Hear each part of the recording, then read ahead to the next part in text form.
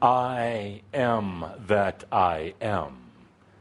Adamus, your spiritual BFF.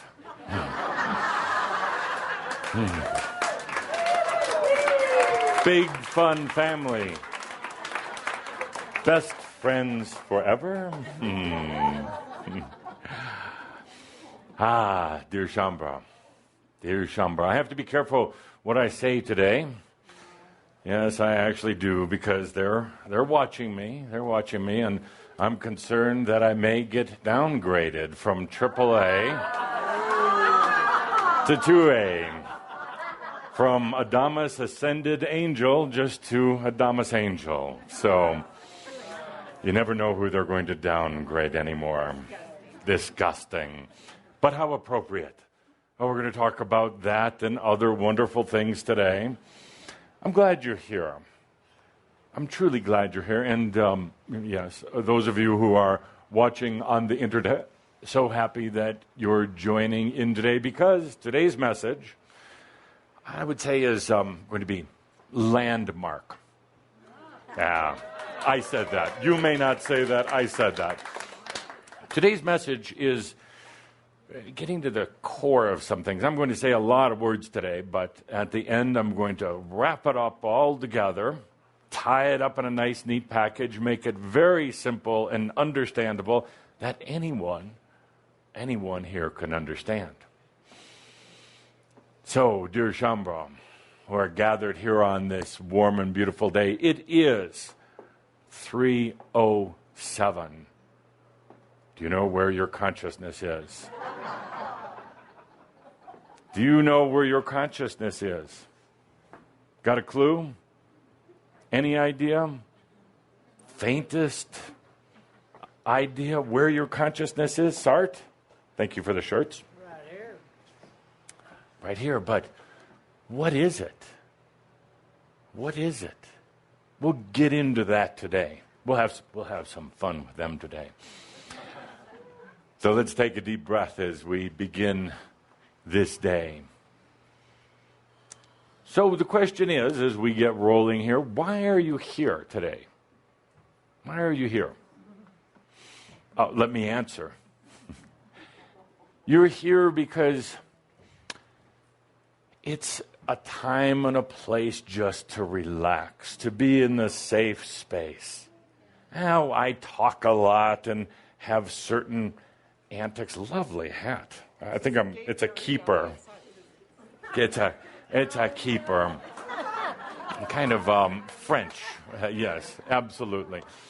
Why are you here? To view this. He has such a big head. My next channeler have to have a small head. So why are you here? To take a few hours to get away from all the tension, all the anxiety that's out there, all this energy that's in chaos. You come here for some news and updates. Come here to be with family, a good family, that is. You come here so that you can actually just relax. And that's what I invite you to do right now. Just beautiful. Just relax. And don't try to figure out all the material that's here. You can go back and read it later on, but you probably won't need to. You don't have to push anything here. You don't have to try. You don't have to force anything. The nice thing about being here is you can just take a deep breath. There's nothing pushing at you. You don't have to push back on anything else. This is our time, myself and the other beings. This is our time to do the work, to do how the facilitation of the breathing, of moving the energy, of getting some of it unstuck. You don't have to try to figure out anything up here. You can just sit back like you're relaxing, like you're watching a television show at home. But instead of having some imbalanced energies being directed towards you, you could sit back and relax and just let yourself do what it already knows how to do. This is our respite right here. It's our small and beautiful and sacred island, away from all the noise and the confusion and the energies and the anxieties out there. So you could take a deep breath and just let it do its own thing. I'll keep you entertained, hopefully, for a little bit, while you're really letting a lot of other work take place. There are others who are working with me, and we see if there might just be a little energy imbalance here going on because you get into that brain and you think so much. We see there's a little energy imbalance, and we come by and literally invite you to just take a deep breath and just relax and stop worrying about it so much. To just allow the natural process of the God within you to take place. You see, the human part, this is meant for everybody, but the human part is trying to figure it out and resist it and can't cope with it and gets so intense and anal about it, and then you just get yourself in deeper. If you could just take a deep breath right now and relax. It just does it by itself. People often ask, what are the secrets? What are the mysteries? Simplicity, actually. Simplicity is the secret. Taking a deep breath and trusting yourself, loving yourself, without if, and, or but. Understanding that everything that you need or want is already there. You already put it on the path, well in advance of this human lifetime ever getting to it. It's already there. You know that part of you that walked back from ascension, that's already ascended, already actually kind of created that path for you if you choose to follow that straight, simple, easy path. That part, who is really you, already put everything you need right in that path. It's just a matter of, are you going to let yourself be aware of it? Are you just going to take a deep breath and realize it's this easy? It's as easy as this path going through here. It's as easy as just observing and being aware that every tool, everything, every answer is already there. Oh, you could, if you want, you could take the hard way. You could, well, and it's not so bad. It's about experience. If you like experiencing crawling over other people, having them shoot you kind of negative energy, like, what the fuck you doing crawling all over? You're going to step on my purse and you're going to step on my toes. Sorry, Paul. Ouch. Or you could just take that easy path. Or, here's an interesting proposition. Because some of you look at that easy path and say, well, that's just too easy. You do. I talk to you about it all the time. You say, but isn't that taking the coward way out? Well, not really. You say, isn't that just too easy? I want a little excitement in my life. Well, you know, you can put together a relatively easy path and still have some wonderful, exciting things happen, but things that will never overwhelm you, that will never confuse you, that are truly joyful and truly experience. So let's take a deep breath with that. You're here for a little bit of respite. It's an intense world out there right now. We've been talking about it, and I say we in a very general term. Any of the masters who have... that's a funny word. That's a funny word. I would never have given myself that label. All I did was simplify it, distill it. We talked about that in Australia. They like distilling things, so I had to use that word.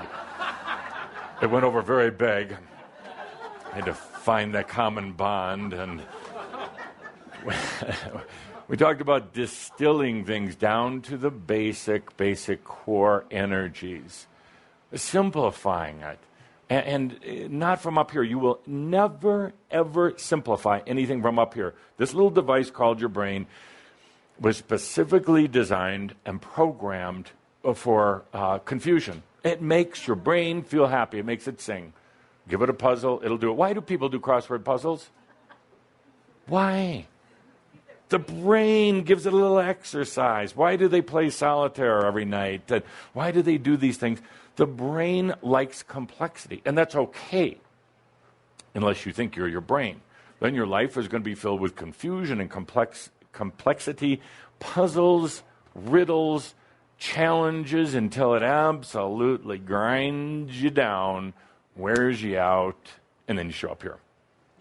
And then you realize it could be simple. It could be anything you choose. So, Shambra, it's tough out there. And we have been talking about it for a long time. I guess you could say it was prophesized.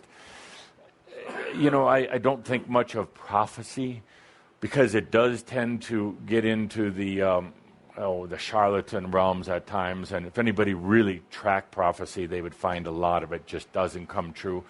A lot of prophecy is filled with drama. But if anybody that could distill consciousness and energy, look at it from a very simple view, looked at it 1,000, 2,000 years ago, 5,000, 10,000, they'd arrive at the same basic conclusion. That humanity was going to go, at some time or the other, go through a tremendous evolution. There would be more incarnate beings on Earth than ever at any other time, higher population level, combined with new beings coming in from the other realms who have never been on Earth before, combined with new energy, combined with a lot of chaos all at the same time. And this would be a time of tremendous transformation on this planet. Transformation that comes not from destiny, but from the choice of humans. The ones who said, we're ready for something a little different. We're ready to be living masters on earth rather than aspiring to be, rather than going through incarnations after incarnations. We're ready to live here aware, conscious, joyful. So you're breaking past a lot of that old stuff right now, but as they have said, they being Cryon and Seth and Ramtha and Tobias and Kathumi, have said for a long time, there's going to be this tremendous stress and struggle, a lot of old systems breaking down as it's making room for the new systems. In particular, you and other conscious-minded beings are feeling the effects of it more than anyone. Why? Because we're sensitive. Sensitive and awareness. That's absolutely correct, because you're more conscious. You're more conscious than most others. That's a blessing, and it's a curse. The good news is that you're more conscious. The bad news is you can't go backwards. You can run, but you can't hide. You've been trying both. We're trying both. So we've talked for a long time about old systems collapsing. Old systems are things like financial. What's happening right now? Total collapse. Now, we've been asked questions at previous seminars, when and if the world economy is going to collapse. Tell you what, it happened a couple of years ago. It already collapsed. Nobody went to the party. Nobody really knew. When I say collapse, it means that the fundamentals that are behind the financial systems right now have already deteriorated. They're being propped up by a little bit of faith, a lot of hope, and by people who are very invested into the old ways. But they've already come to an end. The new system, a much more equitable system, a much more energy balanced system, and absolutely a much more conscious system is already being developed, already in the process of its design and build right now. It's not just a hope or a dream. It's actually occurring. You say, where? In Zurich somewhere? No, right here. And you say, but Adamus, last thing we are is financial experts. Remember, we have abundance issues. How? We have my laugh button today? No. Okay. Don't need it. Don't need it. You'll be laughing till tears come out of your eyes today. Or something till tears come out of your eyes. You don't have to know the details. You don't have to get into the mental structures of it. You're already creating it, believe it or not. You're not living it, but you're creating it. There is something deep down within you that's saying, hey, that wasn't fair. Hey, that's not working anymore. Hey, there's got to be a better energetic flow. You don't have to know about stocks and bonds, and you don't have to know about T-bills. By the way, I'm amused. Did any of you catch it? Here are these rating agencies. Now, really, sometimes things are so obvious people don't get it. So, Standard and Poor for one, Moody for another. And what's the other one? The Fitch. Fitch. It sounds like somebody taking something out of your pocket. Just going to fitch a little bit here, and you'll never know. What kind of names are those for the big, reputable credit agencies, the ones who decide what ratings, governments and huge corporations, Standard and Poor? How about Hopeful and Abundant? That'd be a better name. Instead of Moody's, how about Happy? Happy credit rating. Sounds rather Asian. So, yeah, a few of you got it here. So, dear Shambra, there is so much going on right now. Now, on one hand, I'm actually thrilled about it. If it wasn't happening, I guess I would be a little disappointed in you. Not me, but in you. Meaning that there wasn't going on enough in here and here in the dream state. In other words, the energies really weren't moving. They were really stuck. We would be having a whole different discussion right now if the energies were really, really stuck. Excuse me while these motor devices of yours, just that and your cell phones. So we'd be having a different discussion. She wants the fan. About really stuck energy. But it's actually not. It's moving very quickly. The results that you read about in the paper, I know it scares you. And it shouldn't, actually. Now, don't be blind to it either. Don't. Kryptonite. I feel it. I think I'm going to pass out here. Please turn off your cell phone. Damas is not a very good fan of them. It won't No, be actually, pretty. I decided that with cell phones. Put that down. Put that down. I like to Put that down. wash them, give them a little baptism. That down. No matter where they are. No, that's lemonade. You don't want him doing that. But it tastes good. So where were we? Oh, stuck energy. We'd be having a whole different discussion. The fact is that it is moving. It's causing a lot of drama out there. A lot of people are going into panic, not sure what's happening next. Oh, and all of the false prophets come out right now, and I truly call them false. All the drama seekers, all the energy feeders, all the egotists tend to come out of the woodwork. And you're going to see more and more and more of them. End of the world scenario. Conspiracy theories. Please, Shambra. Now, there's going to be a little bit of a tendency for some of you to get into conspiracy theories. It's not. It's not. Actually, I've said it before, but I'll repeat it here. And I mean this sincerely. The political leaders in this world, and there are really very few what I would call leaders, the political leaders in this world are not smart enough to have a conspiracy. They really aren't. They truly are not.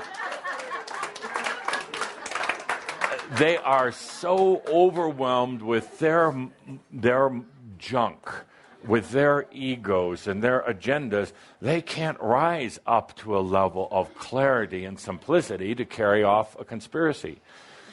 The other ones that you would think are conspiring, that have a lot of money and want more, actually, I'll tell you what, they're looking to go somewhere else with their money.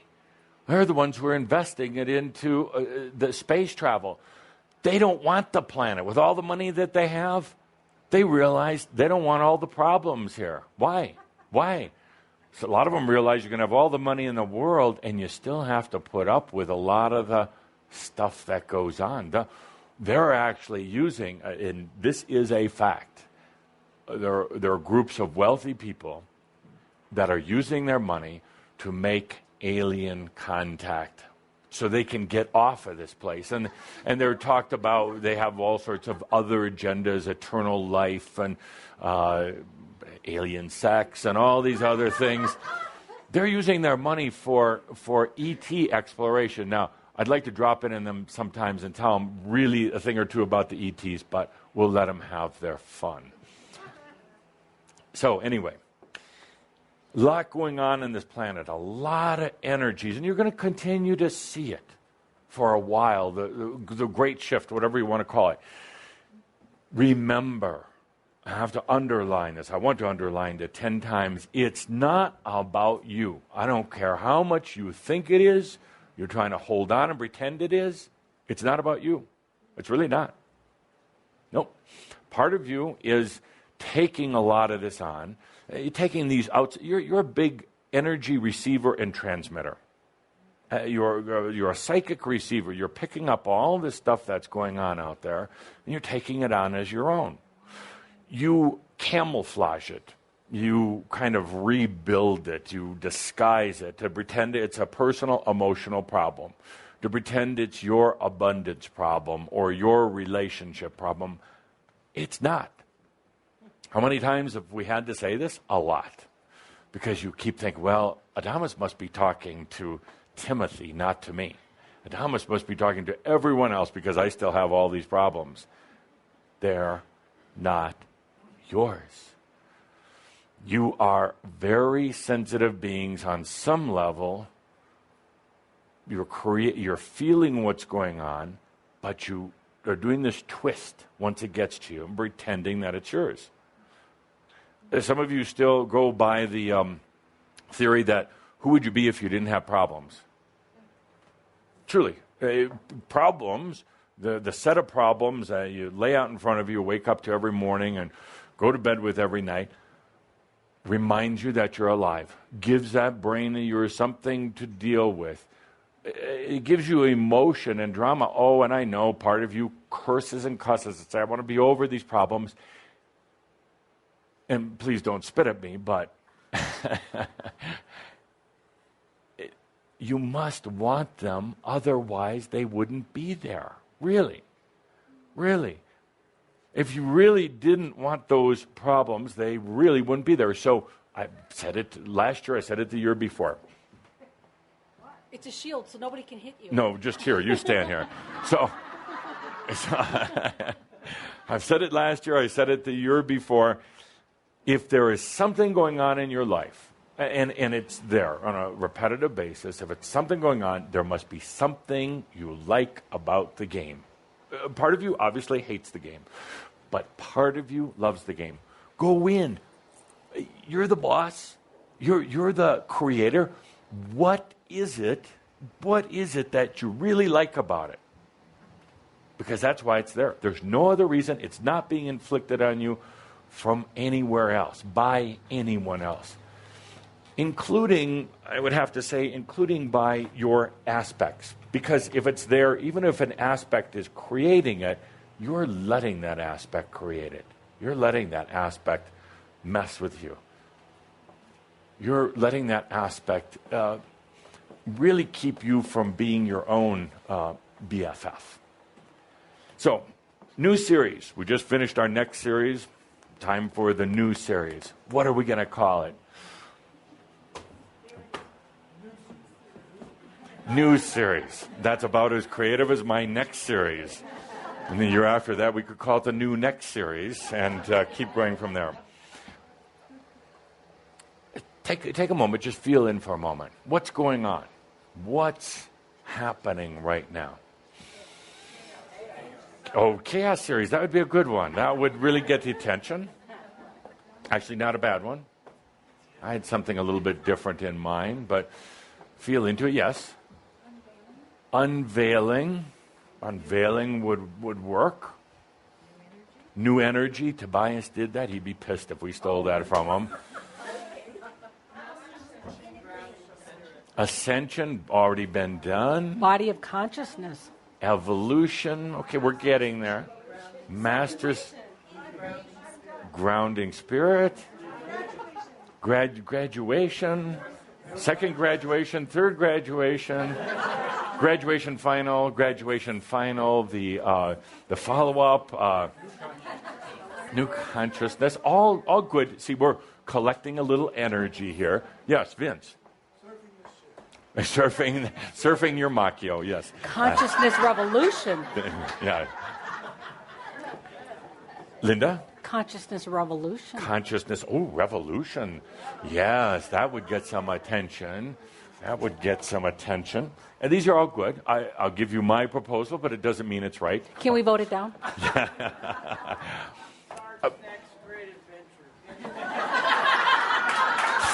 That had to be it. Sartre's next great adventure. Now that would be a good one. Yes. That would be good, Sartre, other than everybody else who's listening. However, they can just feel into your energy. Yeah. A lot of good suggestions here. And truly, we're putting together our ideas, our creativity. Here's what I was thinking. And I'll explain it in just a minute. E2012. Let me explain. You don't have to like it. It's a good idea, though. Let me explain. Biggest thing going on right now for the next year and a half, maybe a couple years. And you can put this on your mirror or in your car or wherever. But right now, everything is energy. It's all about energy right now. I ask you to put an asterisk behind that. In other words, a little footnote. When I say everything is energy, it doesn't necessarily apply to you, but it applies to everything that's happening in the world right now. You can distill it. You can simplify it. Every action, every game, every headline, everything, if you feel into it, it's all about energy. There's a lot of energy in movement right now, energy in chaos, total chaos, energy that's ripping down old systems, trying to build new, I don't even want to call them systems, but new templates or standards, new guides for the way things have been. This world is in an energy crisis. Energy crisis. If you take a look at anything right now, the fuel, obviously, fuel situation. There's an energy crisis there. It's been talked about for a long time, nothing new, but this planet has been using very old, very archaic fuels. And it's amazing because there's energy in the air right now. Just nobody's figured out how to put it together and use it. Come close a few times, but it hasn't hit on it yet because consciousness isn't quite there yet. The moment consciousness gets there, then the solution suddenly is there.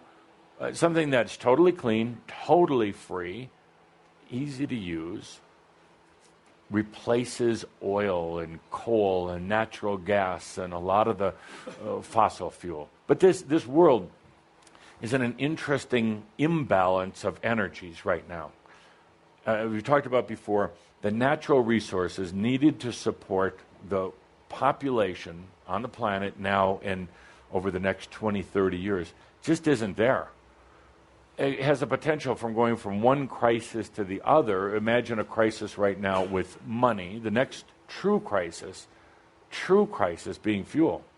Imagine reservoirs starting to dry out, or the population and the consumption of the population growing at such a level that pumping, refining, distribution can't keep up with it. So the prices go sky high. It shifts everything that's happening on Earth. And my friends, that's not a prediction. It's happening. It's not drama. It's real. A lot of humans want to close their eyes to it. You can actually do something. You are doing something. Because of the work you're doing on yourself, not to save the planet, not to save the universe or anything else.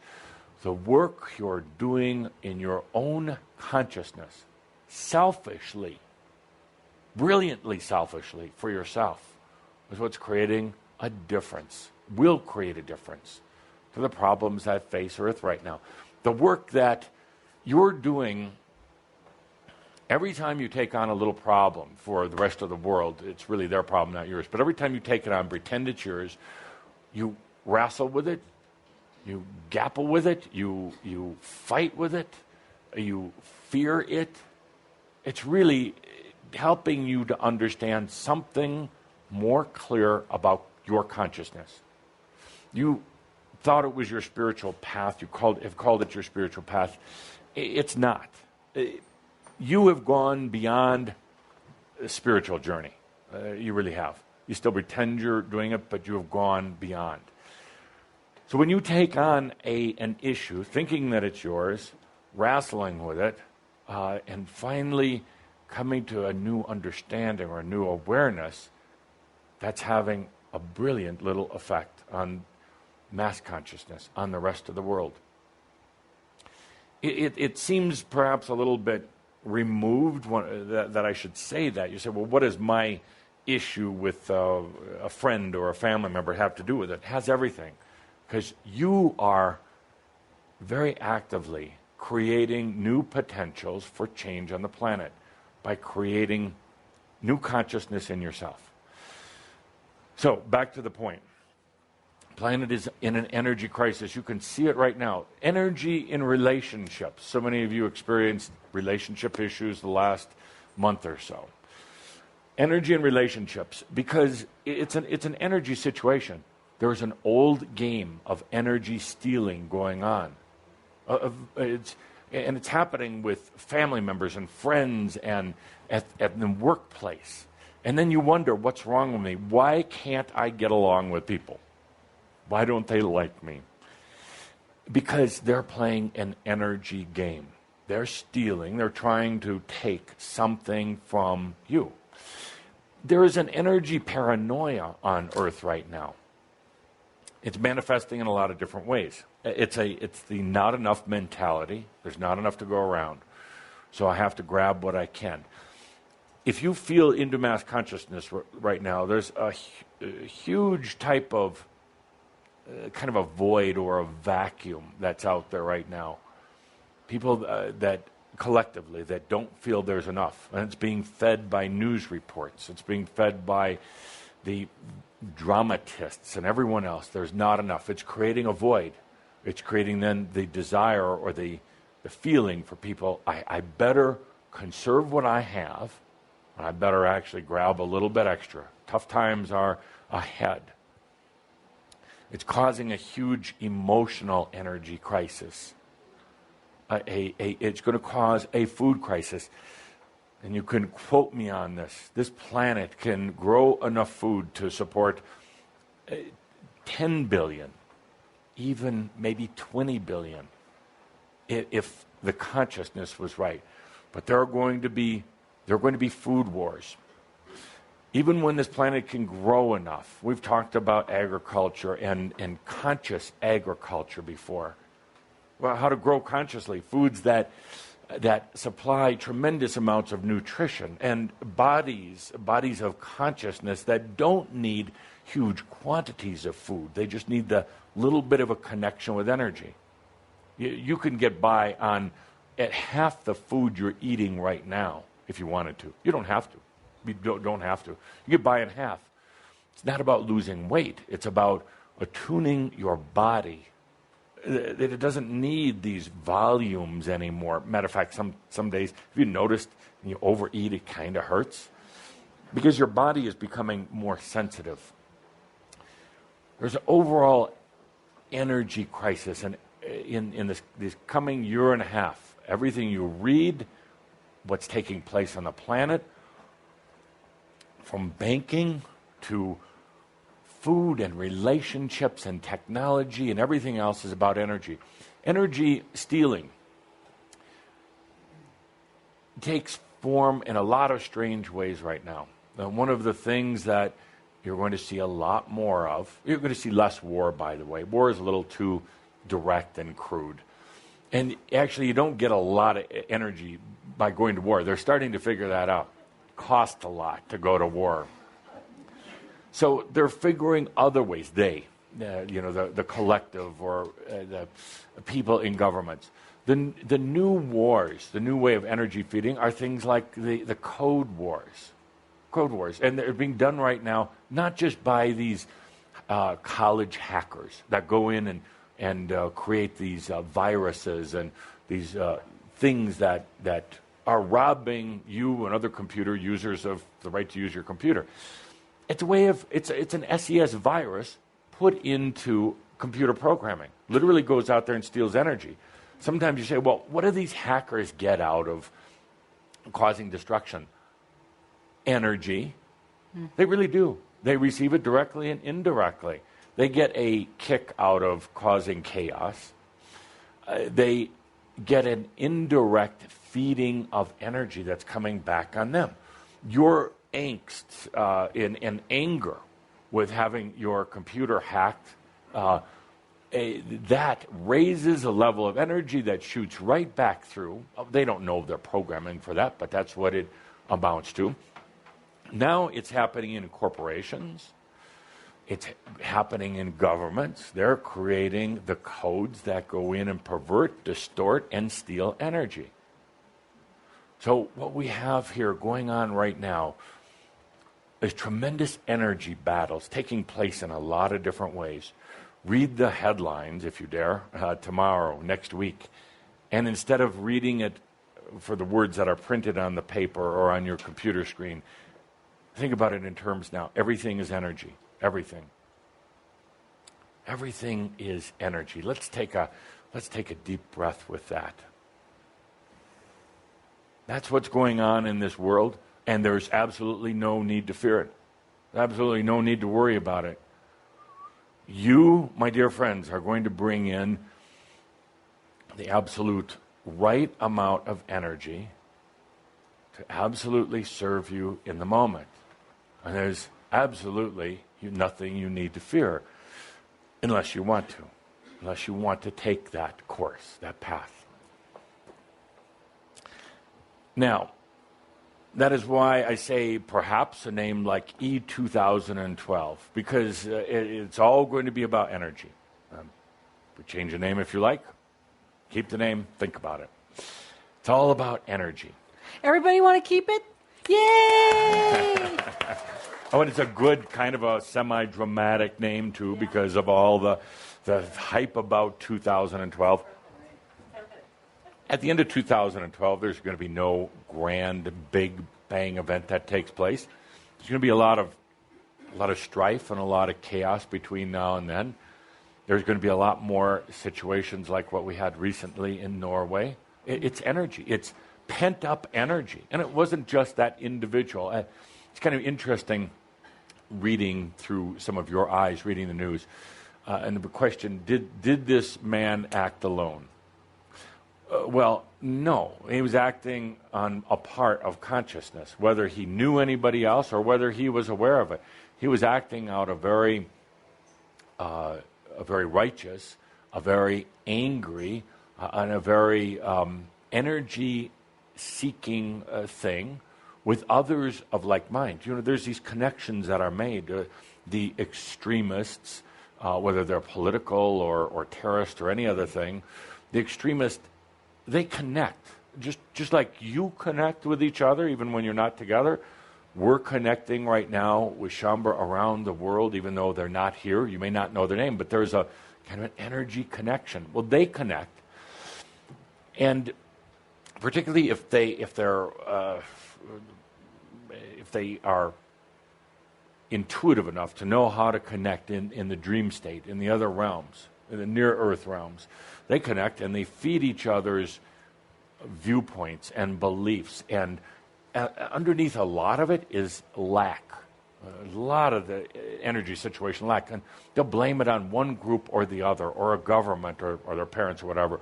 What they're experiencing is lack. So they've got to get energy to stimulate, to feel that they're getting something. But as you know, if you've taken Tobias's sexual energy course, if you're a victim, you're going to be an abuser, period. If somebody has taken your energy, you're going to sooner or later go out and take theirs, even if you're not conscious of it.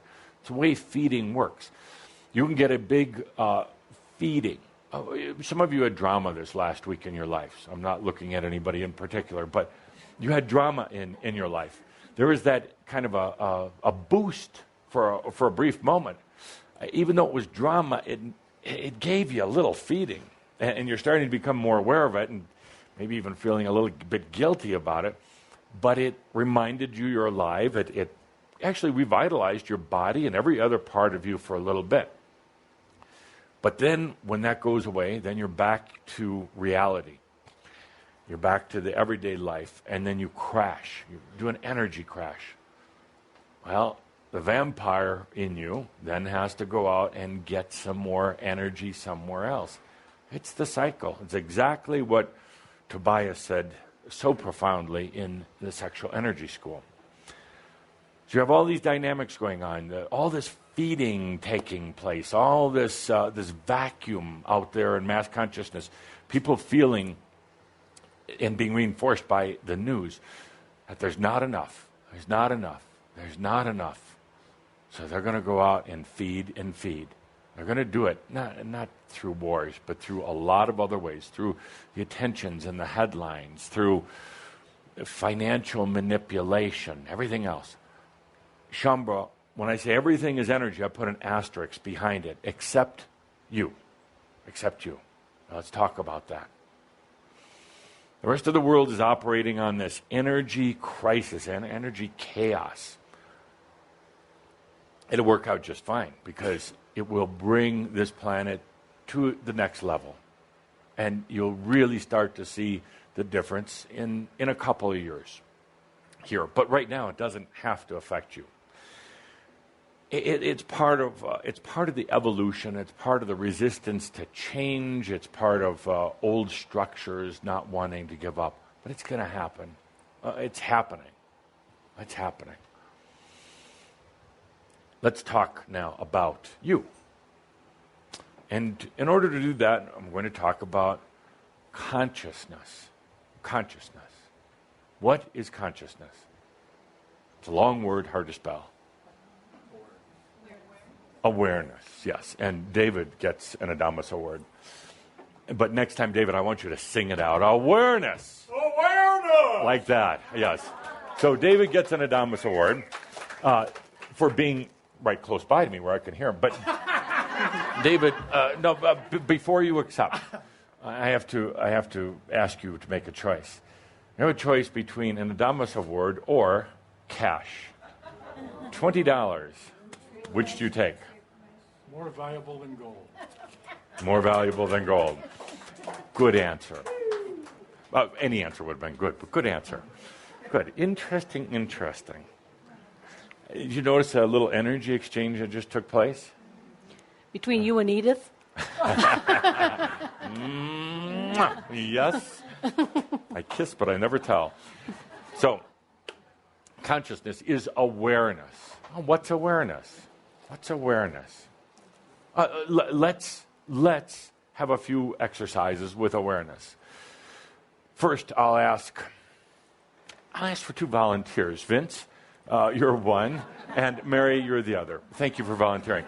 Now, here's what you're going to do. Vince, you'll go out on the deck and just go out there and be aware. Mary, out under the front parking lot, and be aware. Call you back in just a moment. It's an interesting question. What is awareness?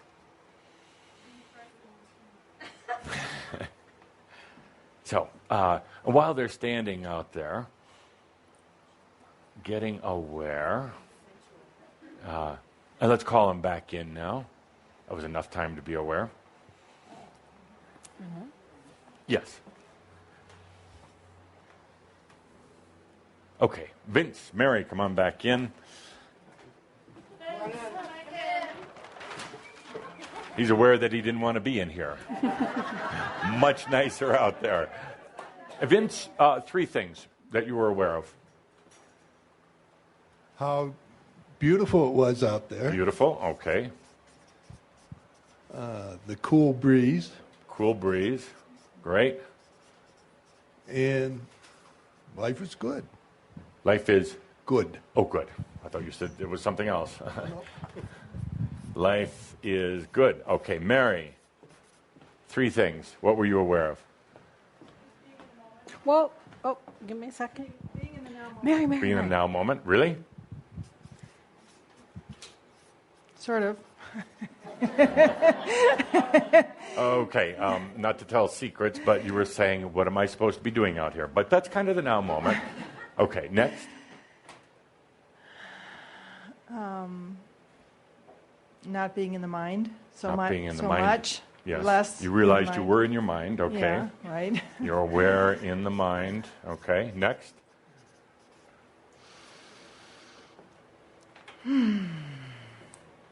Taking a breath. Pardon? I don't know. Taking You don't a know. breath. I don't Yeah, know. okay, I don't know. 2 out of 3, not bad. Okay, now, let's do this as a group. John, I'm going to ask you to play the music that was played leading into this session, the Mandolin Highway. And if everybody, let's turn out the lights, let's create kind of a mysterious atmosphere here. Play the music, and as the music plays, I want you to be aware. Take a deep breath and be aware. Be conscious.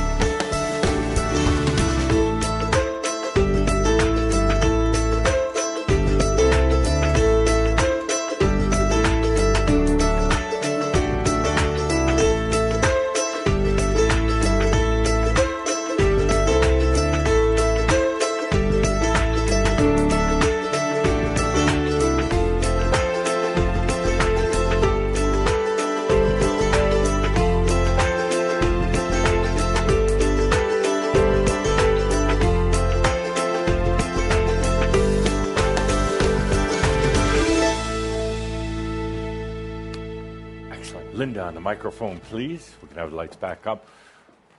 What were you aware of? No Macchio, please.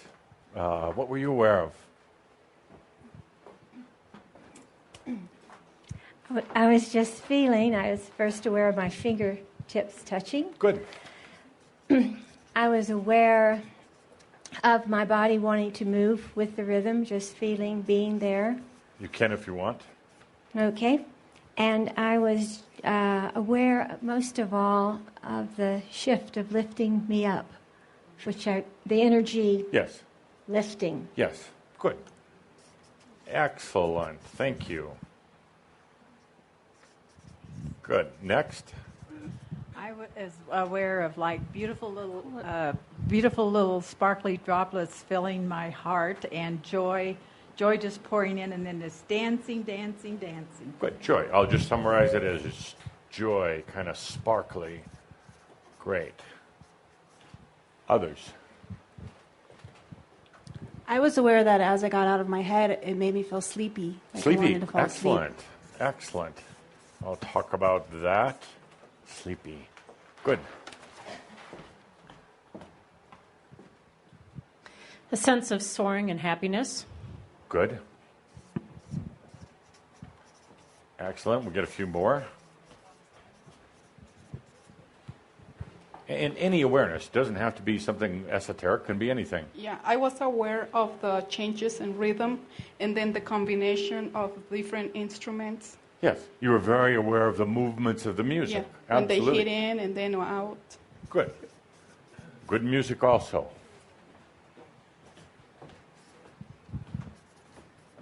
Wonderful. Good. Anything else? Aware of the heat? It appeared to me as if it was life itself, chi. I saw plants, seeds starting to grow and grow and grow, and then they started to warp. And it just, all I could You think were on was... a 60s psychedelic trip then. Good. And how would you summarize that? Life, chi, the chi energy. Okay, excellent. Wonderful. Good. I was aware of a new art project forming in my mind. Ah, good. I'm just going to put creativity. Wonderful. And two more. Anything that you're aware of, anything. Could be what you would consider completely pedestrian. Yes. I was aware of something touching me right here, energy flowing through my body, and a smell went right by me. Yeah. Just like right by me. It was probably Katumi. Smell and touch. Okay. Now next. I was aware of the rhythm that everyone else was feeling. Yeah. You were aware of the room also. And how the energy in the room was kind of flowing. Wonderful. Okay, good. That's all for right now. So a lot of different levels of awareness.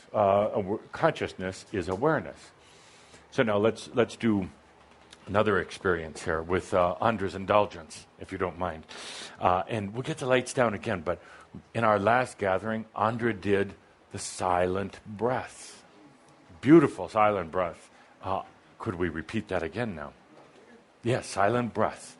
And she may start out with some words if you would like, and then go into the... and now, be aware. A little trick here, because in a little while you're not going to hear any words from Andra. So let you get comfortable. Feel yourself. Yeah. Okay. For as you sink deep into the core of you, receive. Just receive. Breathe so deeply. Feel your breath coming in all the way down into the core of you. Notice as you slow the rhythm of your breathing. Deep, still, slow breathing. Breathing in and breathing out. Breathing in, breathing out. Breath at a time. Breath at a time. Deep, slow breathing.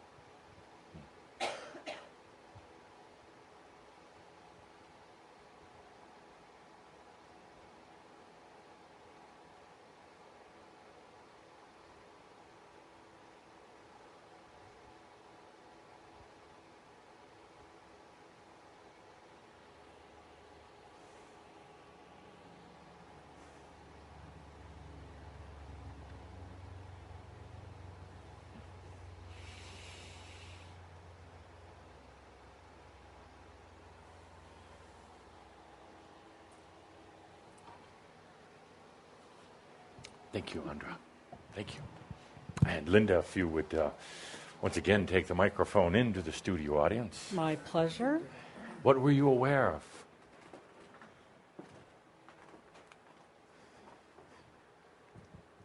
I was aware of a breeze blowing on me. Breeze, good. Did it feel good? Yes. Good. Expansion. Expansion, excellent. How did that feel? Did your body start bloating, or did your head get bigger? Feeling lighter. Feeling lighter, good, good. Did it feel more stressful, less stressful? Less stressful, good. Sometimes expansion can be very stressful. Good. I felt my heart beating. Good. My heart. When's the last time you'd felt your heart beating? Well, I've never sat and just felt it. Yeah, amazing, isn't it? But I really felt the rhythm of it. Got a heart, then it beats. Oh, yes. What keeps it beating? I do. Yeah, absolutely. Beautiful. Heartbeat. Next. Pure consciousness. Pure consciousness. That brought tears. No emotional feeling, but a purity and tears. Good. Good. When I held I'm Andra's going to eyes. challenge you on that a little bit. Okay. And not to put you on the spot, but anybody who shows up here is allowing that. Pure consciousness, when you get to that point, will have absolutely no sensation, no feeling, no anything. It won't bring tears to your eyes. You felt consciousness in the potential of the purity of the consciousness. But when you actually are in pure consciousness, there is no feeling, and that's a good thing. There's no sensation, there are no tears. You could say it's nothing and everything at the same time. Beauty, is that a better word? When No, I was connecting with Andra? Yeah, beauty of connecting. Is what I was Absolutely. experiencing. And I'm not trying to correct you or put you on the spot, but for others who are listening, I feel it's important to say what you felt with Andra was beauty, absolutely, the potential of pure consciousness, and more consciousness than you felt earlier today or yesterday or last year, that will move you to tears, that will gently wash away old things that are no longer serving you, rather than some of the energies that come in harshly. But when you actually get into pure consciousness, indescribable. Sans definition, no emotion, and absolutely, actually, interestingly, no feeling. It sounds kind of boring, but it's not. It's not. But thank you. So a couple more.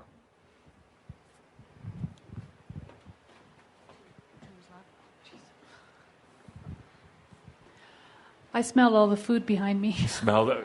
Excellent. Excellent. And was it favorable? Not favorable. It's really good. I want to go eat. Good. You have the prime spot there. You just reach around and grab whatever you want there. Okay. And one or two more. Okay. Sandra? And then we'll get to our point, and you'll go, ah. It felt, at one point, I was aware I felt like I had no body. No body. Like the body had disappeared. But as soon as I got that awareness, I then tuned into my body. Absolutely. Okay. No body or beyond body. Excellent. One more. I felt spiraling. Spiraling. Mm-hmm. You shouldn't drink before you come here. Good. Actually, it's okay to drink. So, okay. Thank you, Linda. My pleasure. So there was a lot of awarenesses on the board here. Every one of them correct, and every one of them appropriate.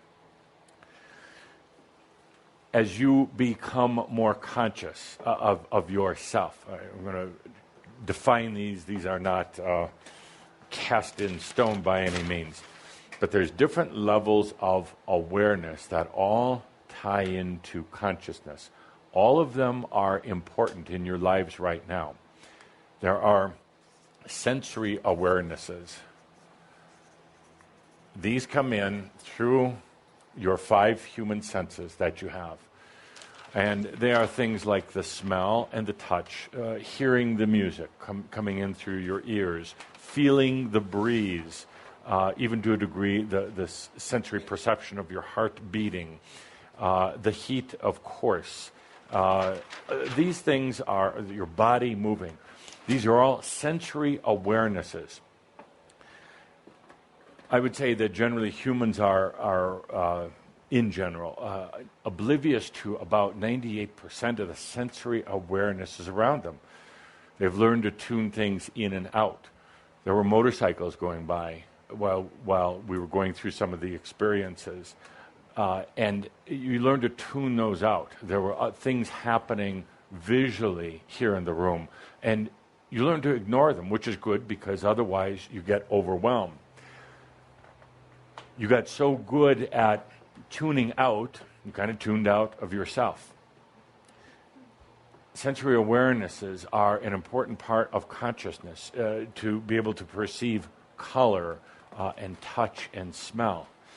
It's very easy and enjoyable to do, and it's a good thing to gift yourself with. Getting back into sensory awareness just requires stopping once in a while and observing that a fly is going around the room here.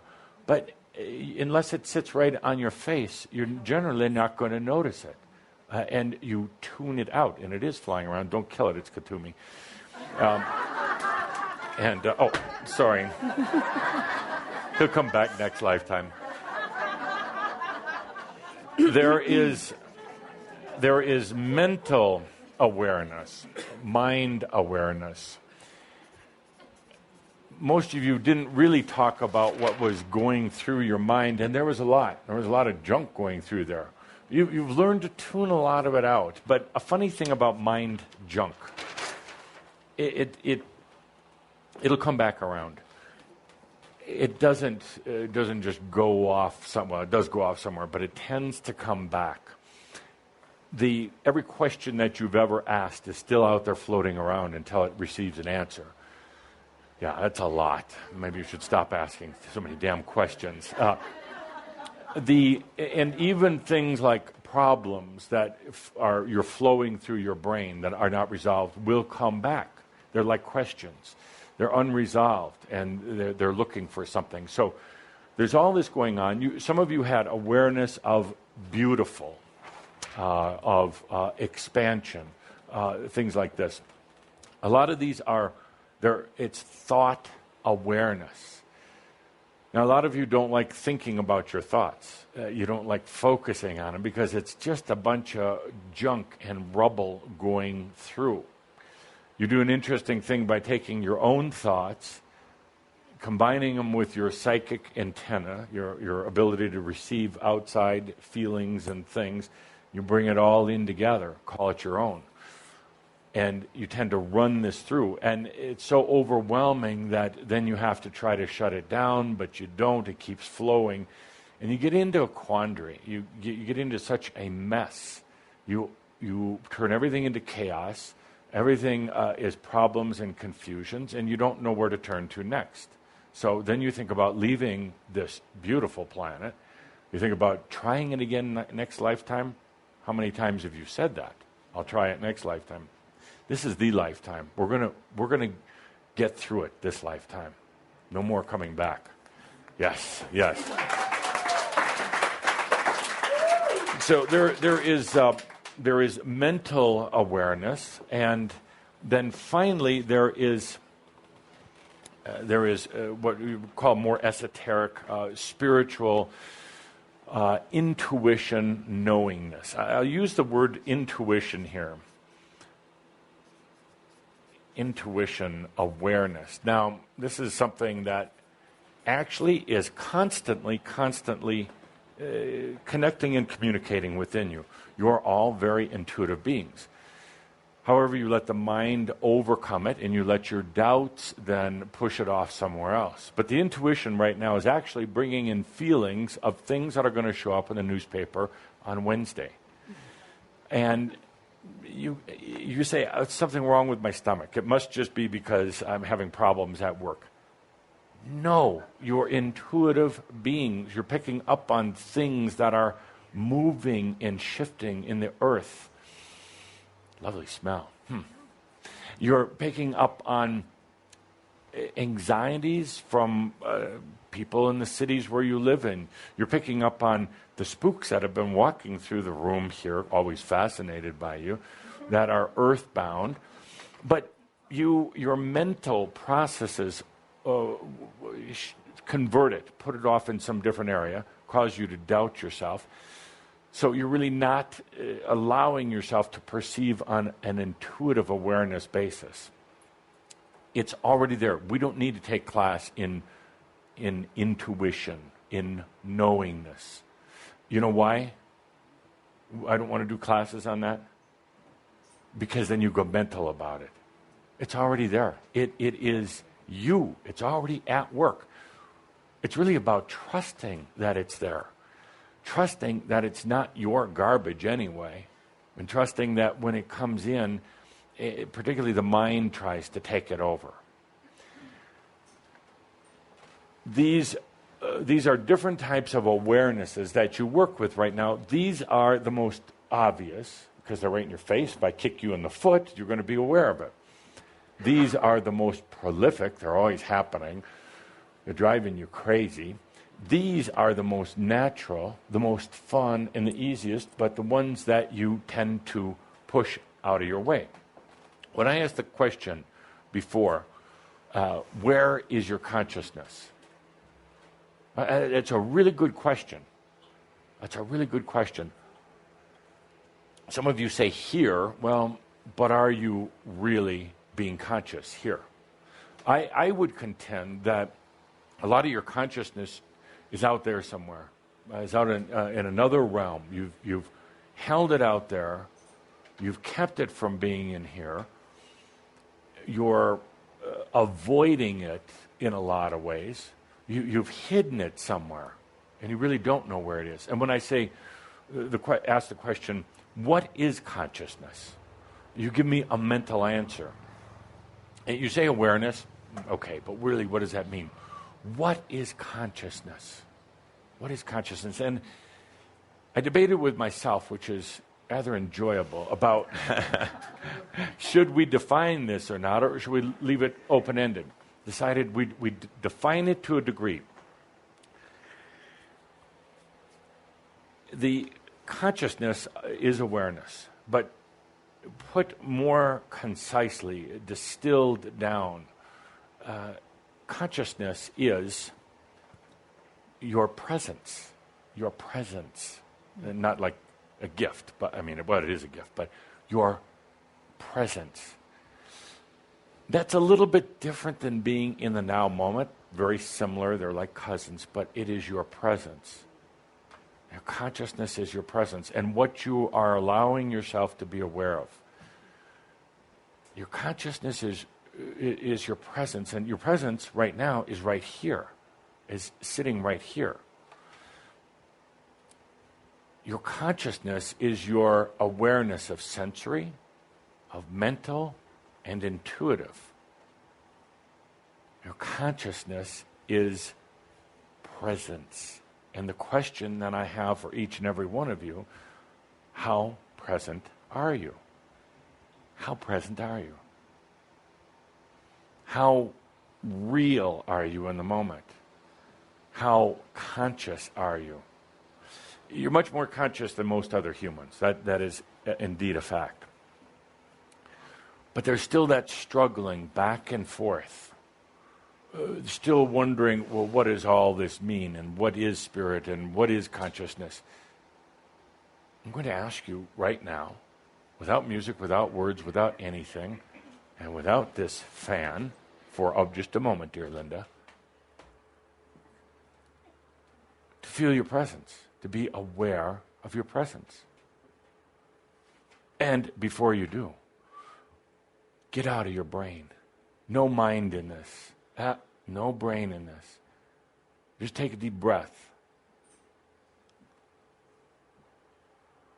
What is your presence right now? Not off somewhere else, but right here. What is your presence?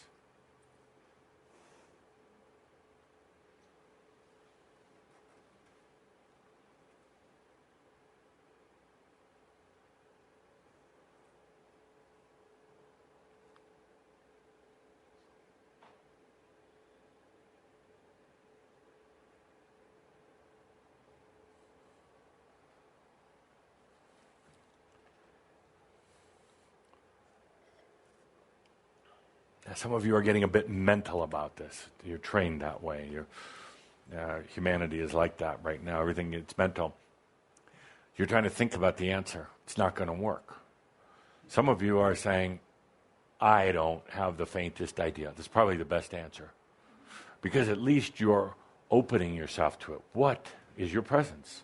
Are you in your body, my dear? No. No, you're not. Are you in your mind? To a degree, yes. Are you fully present, Angel?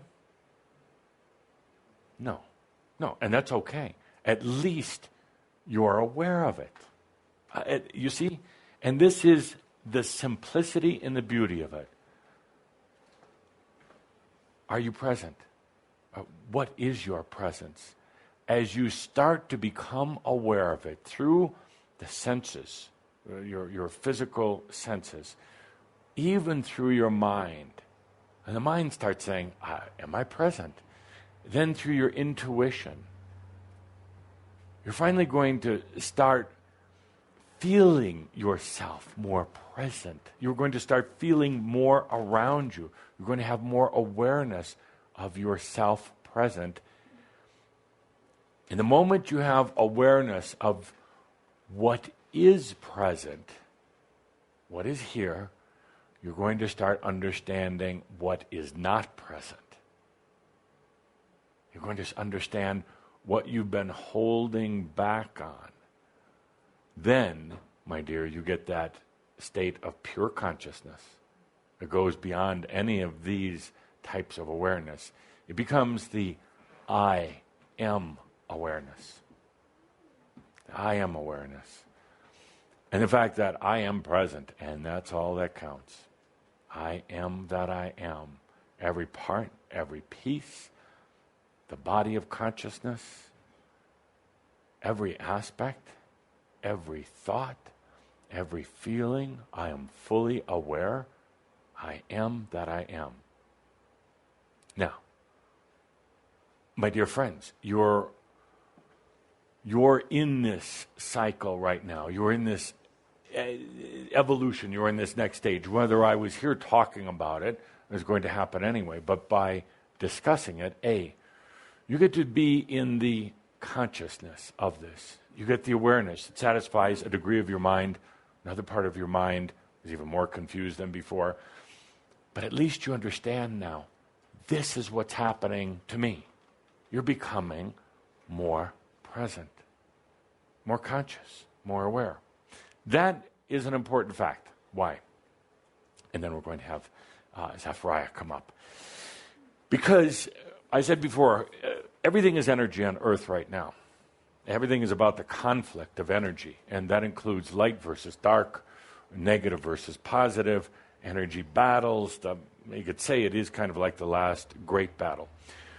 Where the battle of energy is really taking place for most of humanity is in the mind. The mind. Not necessarily being fought on big battlefields. It's in the mind.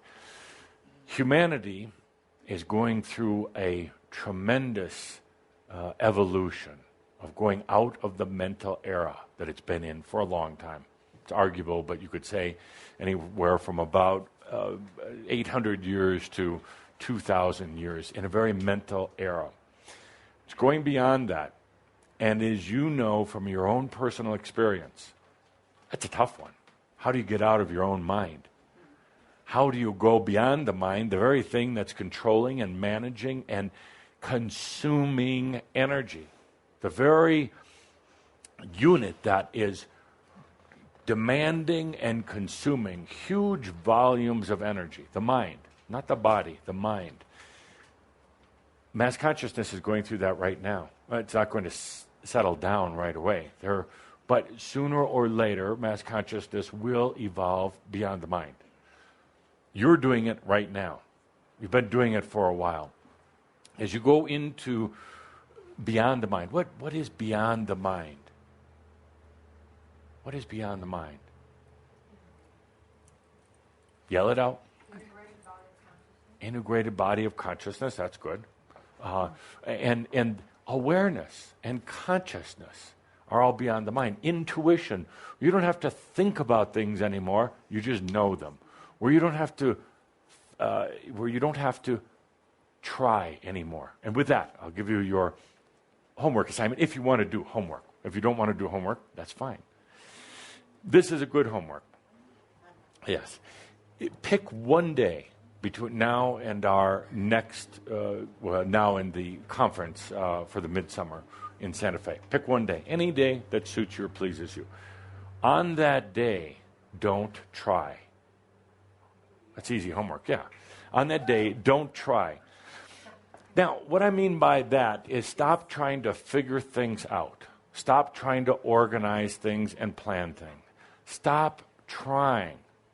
Now, it doesn't mean that you don't get out of bed unless you don't want to. But stop pushing against it. Stop this mental activity. When the nagging doubt comes in, when the brain energy consumption comes in, don't play the game. Just take a deep breath, it doesn't matter, and move on. Notice the difference in your own energy level, but more importantly, notice the difference in the result that takes place when you stop trying. When you stop trying to figure it out, stop trying to make it happen, stop worrying about it, stop pushing on it. You'll know you're trying if you get this tension up here. So you take a deep breath and stop trying. Well, it requires tremendous trust, but that's a good thing. That's a fun thing. One day.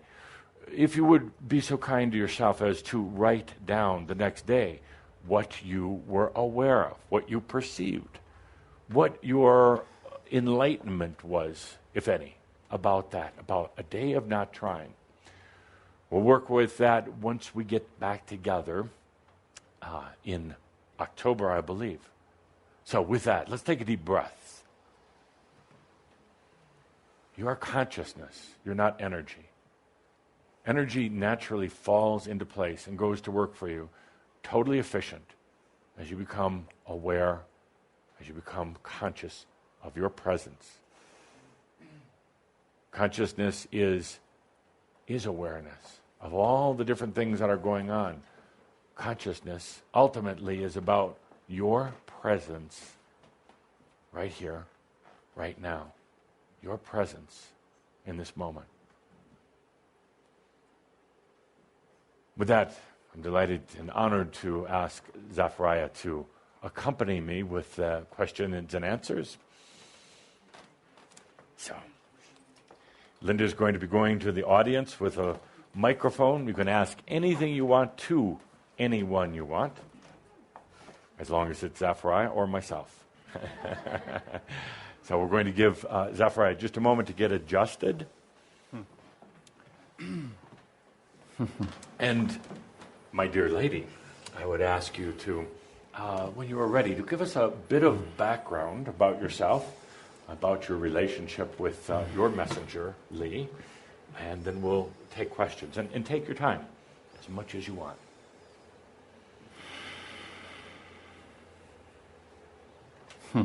Good. Welcome to the hot box of Earth. This room could not be more appropriate, for it represents what is going on your planet right now. And what you are seeing in the mass is the separation from the old ways of externalizing in order to feel and in order to think.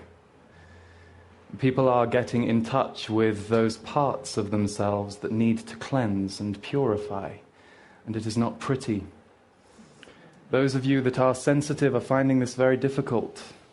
It is hitting you. Those of you with wide energy fields, draw yourself in. Go to the earth, take off your shoes, take off your socks, put your bare feet on the earth. She will tell you that all is well. For as you go through this death of the old, it is the same process that occurs when a woman becomes a mother for the first time. The woman forever dies. For once the mother aspect is active, the woman is forever changed. And you are all becoming more maternal, not just for your earth, but for each other. And that is what the transformation of consciousness will do in your society. It will move away from the individual focus and the limited structures that have been provided through which for so long the mass will experience, and instead will allow the transformation to occur from within the hearts, letting go of so many of the limits of the mind, and bringing people back to the simplicity of nurture of self, nurture of other, gratitude for this opportunity to be alive that in any moment can be taken away. So there will be a great deal of fear, and the next 12 months will be the most intense. After 18 months or so of these transformations, the world will start to settle a little more, because the new world will be born. The shock, the grief will be leaving those who, unlike many of you, had not felt this level of purification inside their human body for such a long time. It is a glorious time to be alive. And for those of you who have been bored for some years, this is when it all kicks off. But be clear, many of you have wide energy fields. This is not the time to extend. You will know when to extend. Those of you who for this past decade have given your love, your compassion, your gifts to others to help them transform, the fuse has already been lit in the mass. They no longer need encouragement out, and many of them will be kicking and fighting and throwing their weight around.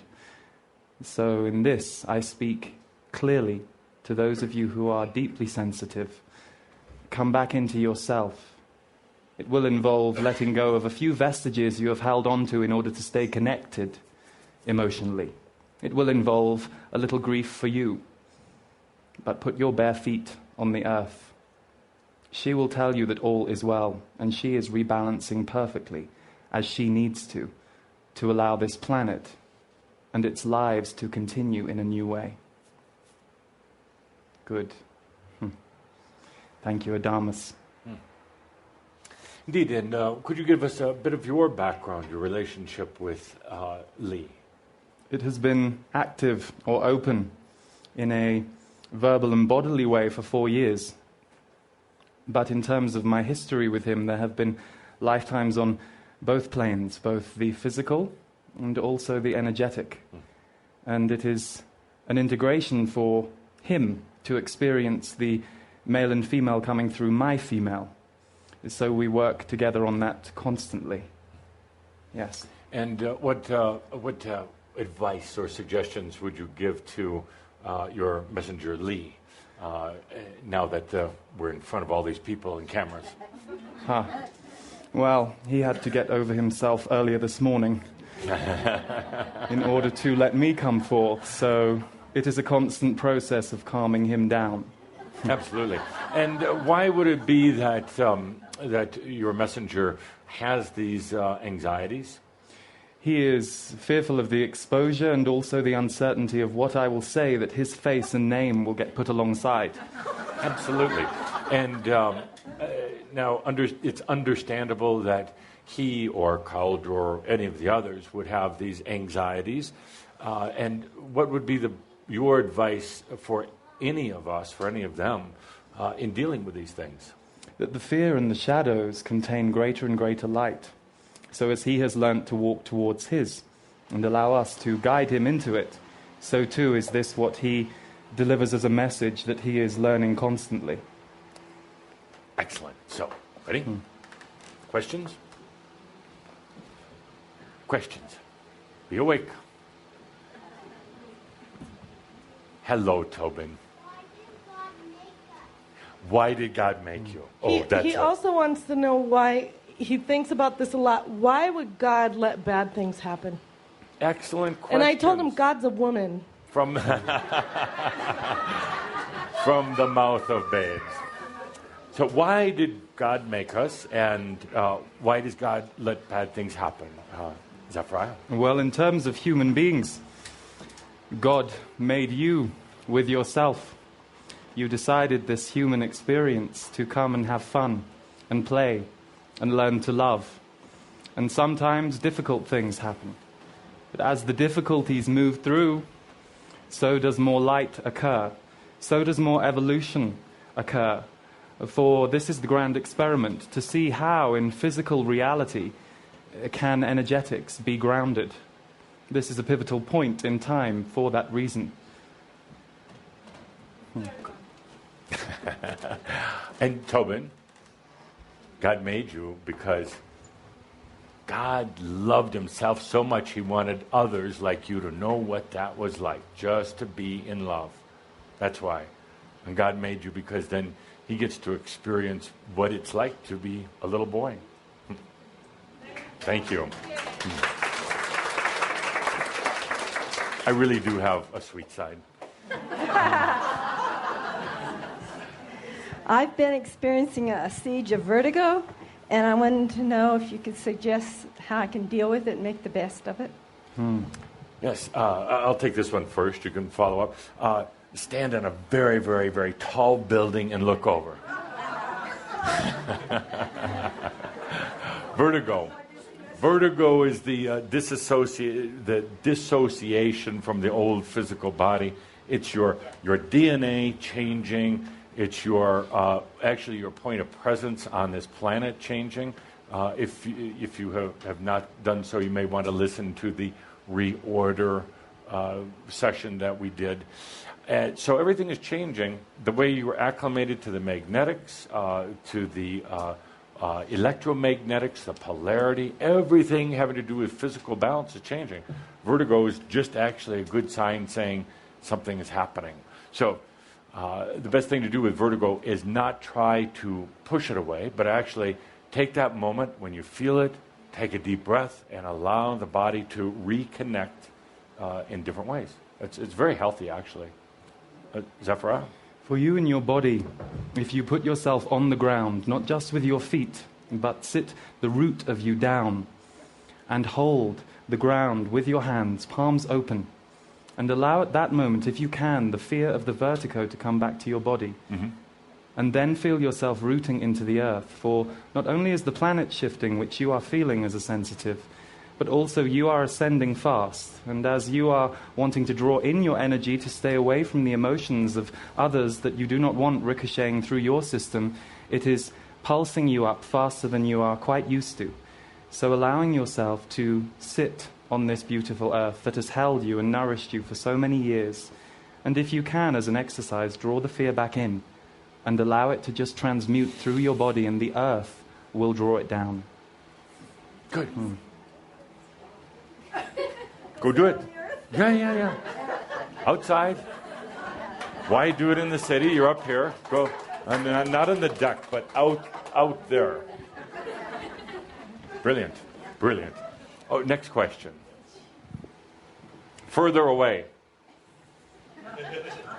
Hi, Adamus. As you know, we're looking for a new house, and you told me a few weeks ago that there was a better one than the one we live in. And I found a beautiful house not too far from here. And as soon as I fell in love with it, I was filled with all sorts of doubt. Yes. And lack of clarity. Yes. And now I can't decide which one is best. What is this? I'm not used to having this fog. Absolutely. Let Linda take the microphone and bring it back up here.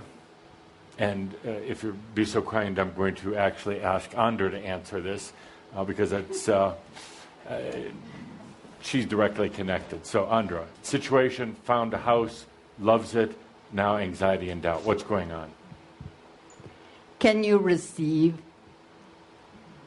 Breathe so deeply, stand very still in the core of you. Receive, sweet one. Can this much grandness be allowed to come? Will you receive? Breathe so deep. Come back into the stillness. And when you stand in your stillness of yes, you will know so clearly you are worth it. You are the grandness. Receive. Receive for you. Thank you. Good. Zachariah, how do you weigh in? There is nothing to add apart from the receiving, but remember, it is a process. And when you start to open to something, the junk in the basement has to clear out the way when you are going for an upgrade. So allow the process through you. Allow the basement to clear its way out, just as you have to use the bathroom every day to create space for more food. This is more nourishing food you are allowing yourself to receive. A home is you. It is your shell. It is very symbolic of the body. This is a very delicate process, a house move, so welcome it. And I'll add a word also, and so I can see you better. It's not about this house. It's about any house that you would be moving into. And it's about all of your issues, self-worth, all of your issues of lack, lifetimes of lack, self-imposed stupid lack, and it's all coming up. So it doesn't matter if it's this house or that house or that. It has nothing to do with that. Your mind is saying, well, it's about this house. No, it's about a house. A house is you. Your house is your integrated body of consciousness. So there's a huge metaphor going on for you at the same time about, are you ready to be in your house? So you're letting all these aspects run rampant, all these issues come up, all this lack of receiving. Why do you, Shambra, do that? I'm asking all of you, not just Jean. Why do you do that? You have the most beautiful opportunity. There are, metaphorically speaking, buckets of gold ready to come in. There are waves of energy waiting. There are supporting casts in the wings ready. There is so much just ready to come in and serve you. And you're saying, I don't know if I'm worthy. I don't know if I deserve that. I'm going to walk away from it. So what? You can come back another lifetime and be poor again, be distraught again, so you can have all sorts of issues again? No. My dear Jean, this is it. I'm not going to give you another chance. This is it. Get through it now. Now. Thank you.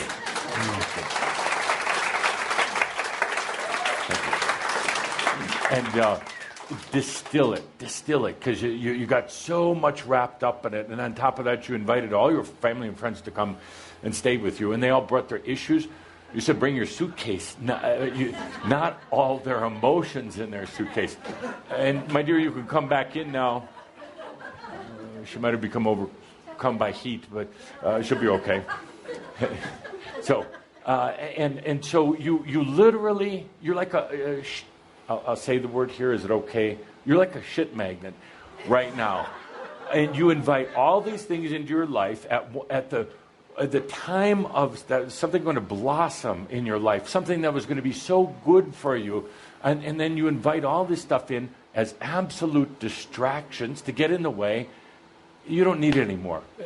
Make a choice that you're not going to live like that. You're going to live present. And one of my parting comment, but I'm going to say it now, but I'm not parting, was to live your consciousness. You're living your brain and kind of your body right now, all of you. Live your consciousness, your awareness, your presence. Live it. So, Adamus, may I add? Absolutely, I'm on a roll. Be aware of the collective mistrust of the physical right now that will affect all of you. The physical is not being trusted right now. You see this in economics. You also see it in physical moves. People are afraid to move, afraid to travel. Mm-hmm. It's collective.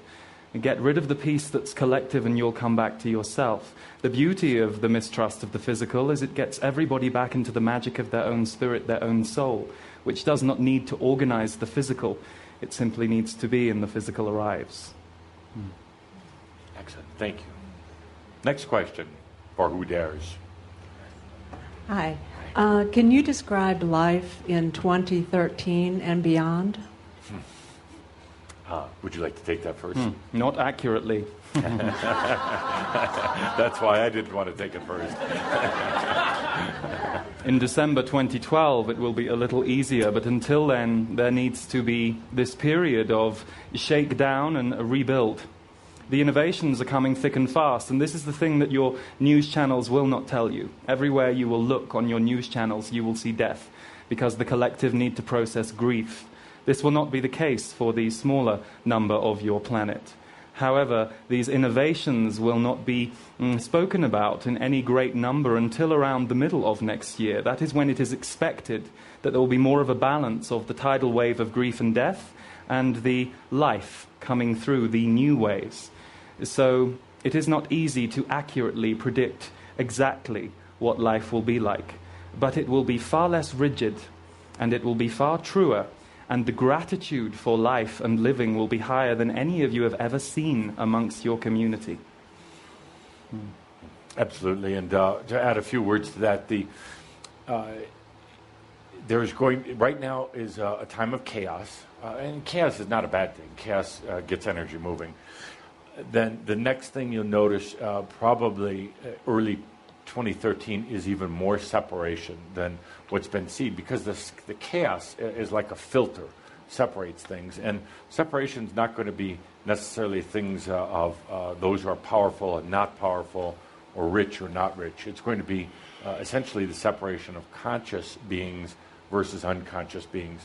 The planet, over these next number of years, is going to the humans are going to have to ask the question, is this going to be a planet of consciousness going forward past 2012, or is it going to be the planet for the unconscious? It's going to be a little difficult for the two to coexist.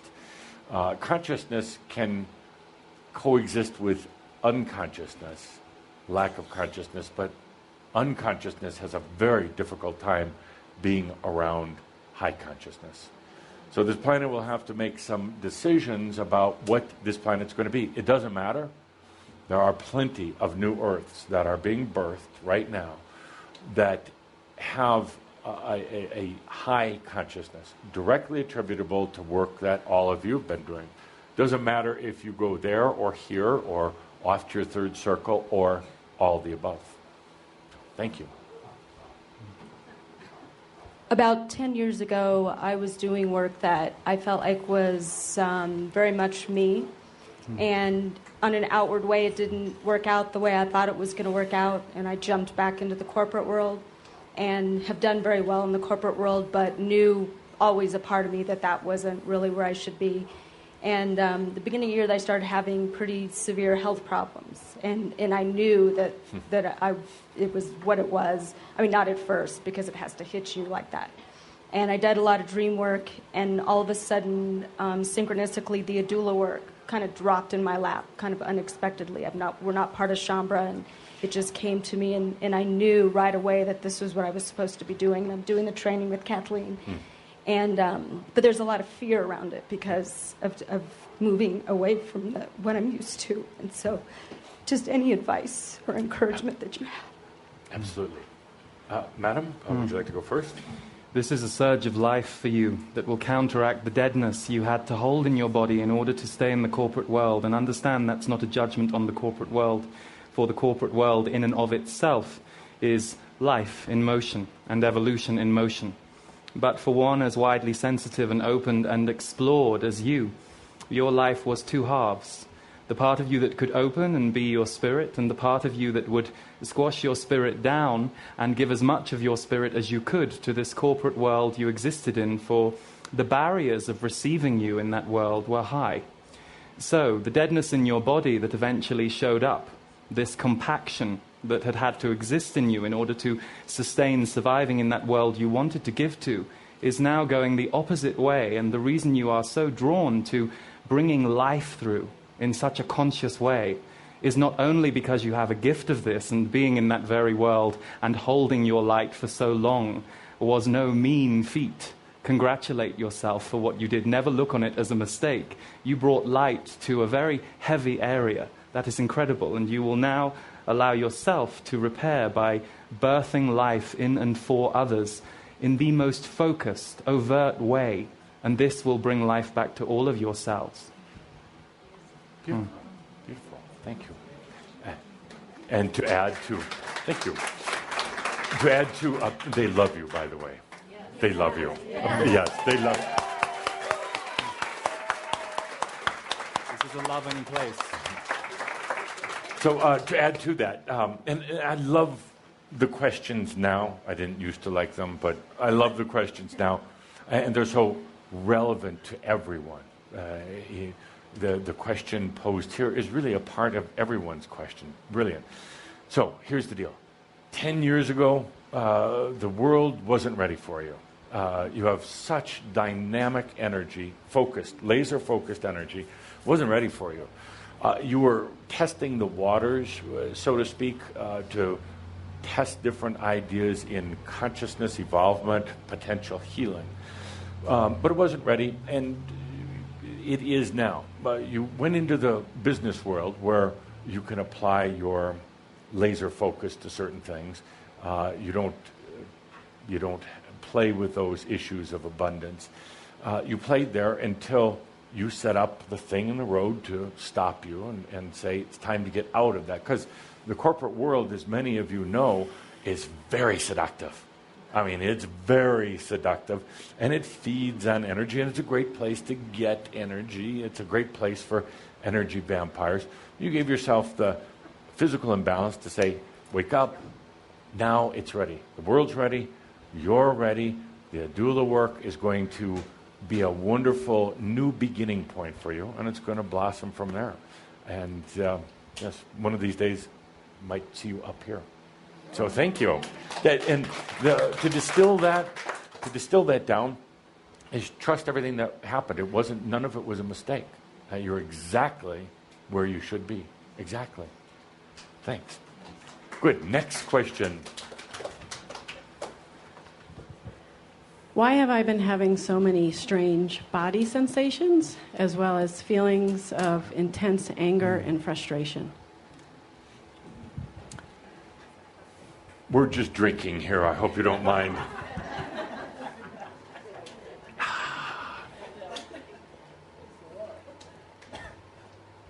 We're still just drinking. Strange body. A couple of reasons. How honest do you want me to be? You know, when I ask that, something's going to fly. A couple of things. As you're in kind of a strange paradox. Very sensitive. Good writer, by the way. Calder needs to talk to you, but good writer, very sensitive, opening up. You're going to feel everything. Calder was saying before he felt itchy because I was around. It's not because of me. You should take Benadryl for that. But energy, it's energy itches and energy, body aches and pains and twitches and weird stuff going on. Because you are becoming more present, more aware of things. Your body is going to become more aware. The problem is your mind. Your mind says, what's wrong with me? Your higher self should say, your I am should say, nothing's wrong. I'm just becoming more aware of energies. You should listen to him once in a while. Nothing's wrong.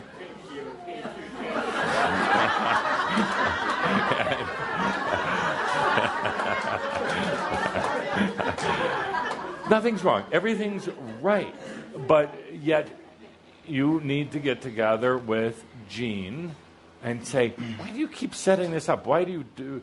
You've written something very brilliant, but you doubt yourself. You're ready for a new home, but yet you block it. You have a little itch in your ass, and not yours, but yes. And you worry about it that you now have some disease. You're just... Chumba, distill things right now. They're so simple, and there's nothing wrong. Unless you want to believe they're wrong, then they will be. The universe and its physics are quite literal.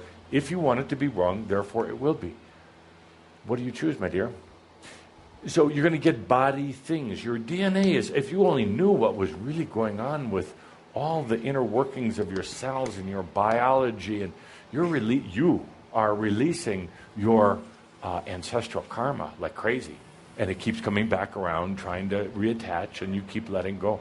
All these things are happening. Take a deep breath. I'm going to give you some advice that I gave another one a couple years ago. She never took me up on it, and I'm not looking at anybody on purpose. Get a bottle of wine all into yourself, drink it, and don't worry about it. Stop wondering, well, is it going to hurt me? Does it have chemicals? Is it really going to have a bad effect on what's happening in my DNA? Is the wine going to do something that will cause something in my future to destroy? Drink the frickin' bottle of wine. That's all. Thank you. Love the writing. You do not realize or accept how beautiful and perfect you are. And the way that emotions work is they make contracts with the mind. So for you, oppression has been a lifetime experience, over and over again, being oppressed, being beaten down, and your mind finds it hard to let go of those stories. So as the anger rises, it does not get to fully come out. It just reverberates around your head, making new thoughts, making new stories. So recognize the size of your creativity. Anger comes from the base, and the base is life. The base is creation. If you have these pulses of anger coming out of you, and many women judge themselves for anger, and they should not, for when you judge yourself for anger, you bottle it. So the first step for you is to agree to never judge yourself again, even if you are angry at the whole world and yourself. Step one is to agree to never, ever, ever let your mind tell you that is wrong. And gradually, when this mind goes away, when this cork on the top of the bottle of wine is no longer there to hold in the anger that exists in the wine, you will not only write, you will paint, you will dance, you will sing, you will create life for others beyond anything you have seen. Human beings run on patterns and cycles, and even those of you that evolve, the seeds of the cycles remain. Your cycle for so long has been to believe the bullshit others told you about yourself, and to not see the true mirror that you are looking into. Instead, you look at the stained one, because you remember all of the times you were criticized. Blow that cork up. Be as furious as you want to be. Recognize the creator inside you and see this beautiful, loving spirit over here next to you as the true reflection of the love you hold for yourself.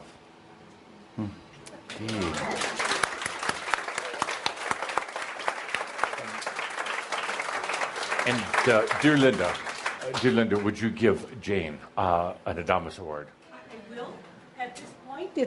At this point, I think it's time to have wrap-up messages, and I will make sure that Jane gets messages. No, let's do it now. A couple more questions. It's 5 till. So the awakening zone goes blank? Okay. No. It's not to worry. Okay, thank you. So for Jane, Adamus Award. And while you're back there, one for Mark as well. Now you get your choice, just like David. Money or Adamus Award?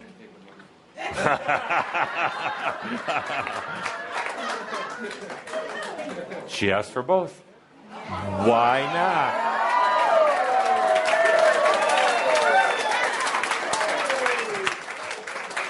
Thank you for proving my point. Absolutely. You can have both. Absolutely. By the way, you will spend that $20 and it will disappear and you'll forget. She will spend $20 and still have the Adamus Award years from now to put in your face. Couple more questions. And Linda's concerned about the people, listeners on Awakening Zone, but it is scheduled till at least 5:30. So, questions?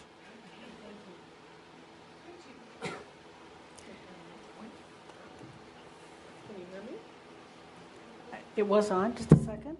It's on, but it was all. Hi there. Hi. Can you give us, please, a brief overview about how young people are perceiving the events of the world, and as Shambra and caregivers in general, what we might be aware of at this time to support them in their becoming? Thank you. I like your regal crown. Firstly, the misconception among adults is that the children coming in now have the same perception or the same level of mental tragedy to go through with what is happening in this world. They are the life force of the future. It is more confusing for them, however, when they are taught in old ways. It is even more confusing to them than it was to those of you who knew you were sensitive early on but did not know how to become yourself, so followed the guidance of the adults around you. That is why you will find the children these days more fiery, more feisty. They can sniff the bullshit of society a lot faster than many of you could. So they are not going through the compacted emotions that so many of you had to work to release yourself from. They are fire and spirit. What they need is truth. Many will still want to shield them from what is going on. There is still this fear for the children mentality around what is going on earth. The children are divine. The children are the new adults. That is what has to be remembered. And you do not need to shield them from the truth, for there is nothing they don't already know.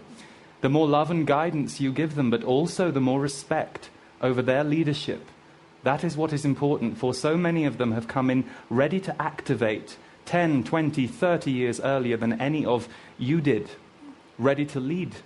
This is important. Indeed, and there's one thing more than anything that the young people are wanting from you, and to see that you can trust yourself. They are very intuitive, they're much more energy efficient, but what they're needing to feel from you is that you can trust yourself. And when they see that and feel that they can, they're going to trust themselves. Okay. Who am I, really? Philosophical question. Who aren't you really? Who are you going to be 3 seconds from now? The choice is yours, always. This is the problem with human definition around identity. It is why so many are in crisis right now. Not because of their identity of themselves, but their identity to the paycheck, the employment, the homes, the consistency of weather patterns. You are free. This is what is quite delightful about you. You know this, so you can play with it all of the time. That is your message to others. Become it all of the time. You are joy.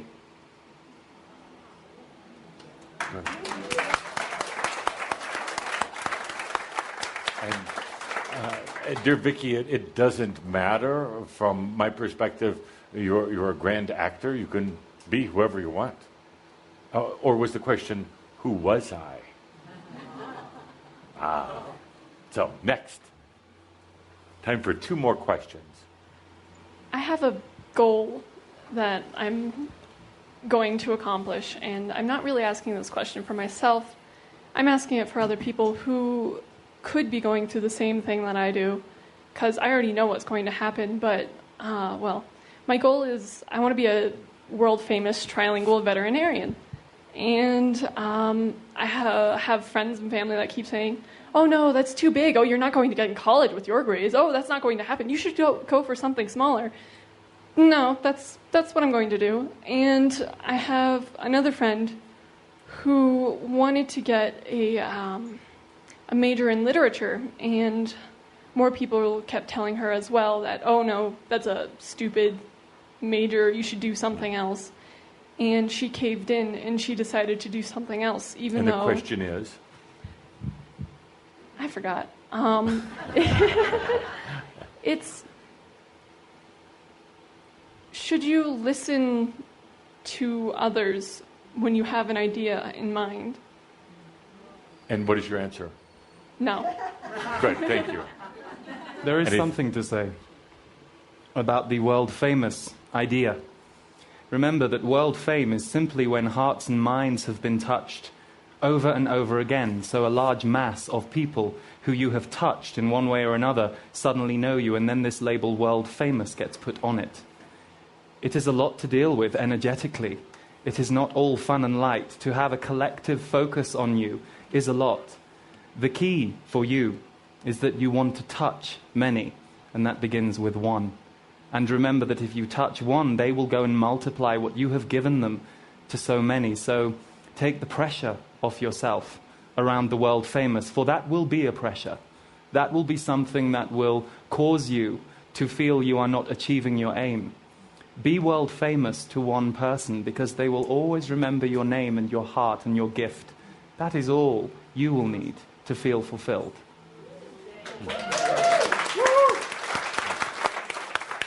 And my dear, I'm going to be much less eloquent about it. Here's what I think about goals. Get rid of the goals. Goals are generally mental. They're generally based on old experiences, and always they're very, very limiting. I'm not a fan at all of goals. Now, that's different than feeling your passion and your dreams. That's not necessarily mental. Feeling a passion and feeling into a dream doesn't have boundaries, doesn't have requirements, it doesn't even have titles.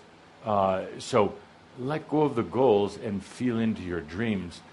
Much more efficient energy behind them. Thank you. Yes? Didn't hear a question other than her wondering why adults won't let her go for her passion, why they say things that appear to be not supportive of passion. Yes. And choice. But she already answered that portion. Should I listen to others? No. Good. And 2 more questions? Good. Thank you. I have an opportunity to receive a full-time position at the college that I'm attending. And at that point, I would need to stop going to as many classes as I'm enjoying.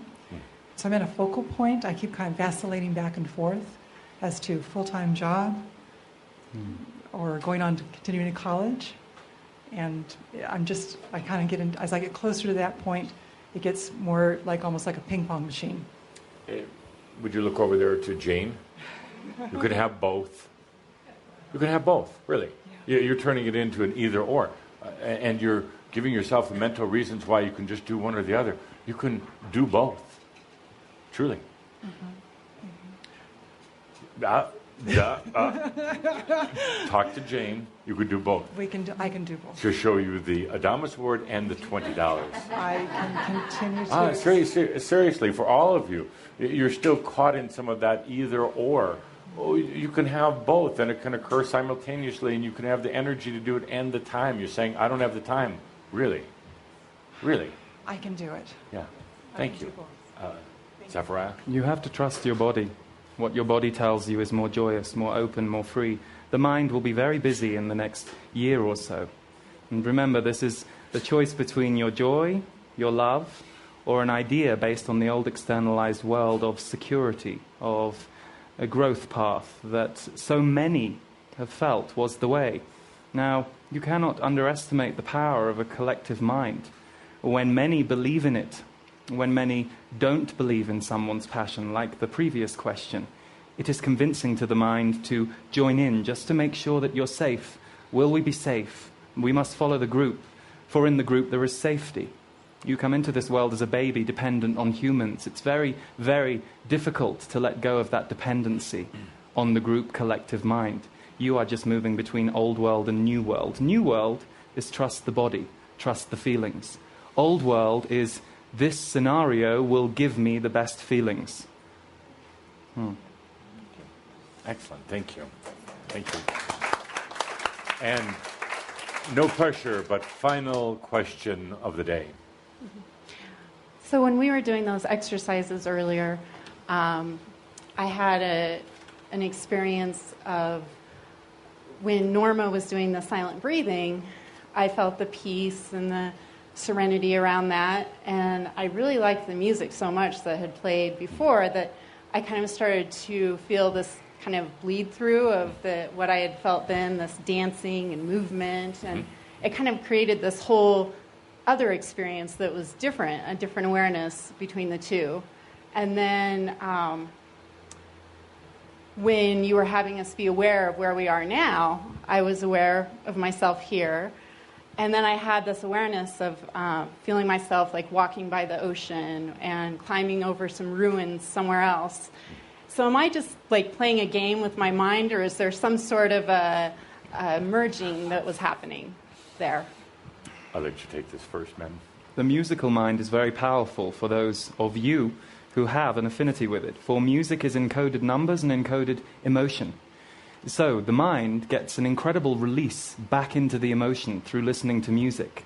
Yet still the mind is present. So it is very powerful, because the mind disappearing completely is not highly practiced in the mass. Therefore, to have music be a doorway into your visionary ability is wonderful. So your visions and your emotions will become activated through music. You have a long history with music through the lifetimes. You are a master of music. You understand it. This is why you have always connected with it so deeply. Let those numbers, those emotions take you. Let them lead you. Trust where they lead you. They are far more true than many of the thoughts that would constrain you. Trust that self. Excellent. And excellent question for the end of the day. Excellent question as you go out this next month and feel into your presence, your consciousness. You get playful with it. You're going to come to this same dilemma. Are you making it up, or is it real? Are you just constructing this up here as a little game, or is it something that's really happening? The answer to that is, what do you choose? What do you choose? Do you choose it to be real, or do you choose to let the mind pretend that it's just being made up? That's where the pure consciousness, and that's where your awareness, and only you can make that decision, that choice. That choice doesn't come from the head or from the body, it comes from you. Are you going to let yourself have it be real? I would say it's the biggest issue that any of you are really facing right now. You're on this kind of this right on the edge of getting a fine home, the edge of getting awareness of being able to have both. And then you stop. And the mind comes in and says, is this real? Or the mind playing its defensive role, or the mind also playing its old junky tapes, its old programming that goes into it. That's where your presence, your consciousness needs to step forward and say, I'll take it from here, mind. I'll take it from here. When you run into any of these challenges and you're wondering about, are you making the right choice, doing the right thing, pursuing the right career, or anything like that, it's going to be met with a certain level of fear, doubt, and uncertainty.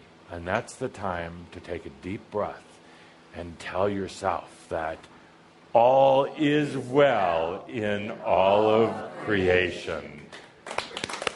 Grande abundanza.